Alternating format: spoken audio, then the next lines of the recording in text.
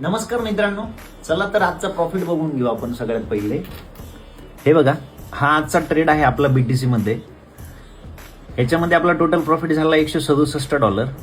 आपण जिथं एक्झिट केलाय त्याच पॉईंटवरनं पुन्हा थोडंसं मार्केट रिट्रेस झालंय. तर हा ट्रेड तुम्हाला दाखवण्याचं त्याच्या मागचं लॉजिक एवढंच आहे की हे बघा, लास्ट वीकमध्ये आपण जर मंथली हिस्ट्री बघू आपण, 17 तारखेला माझा बॅलन्स $700 होता. त्याच्यानंतर लास्ट वीकमध्ये आपण 4 ट्रेड प्लॅन केले होते, 4 ते 5 ट्रेड.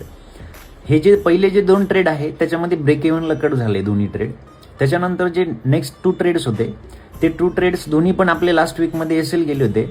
तर मी हे पूर्णपणे आपल्या टेलिग्रामला पण अपडेट दिलं होतं.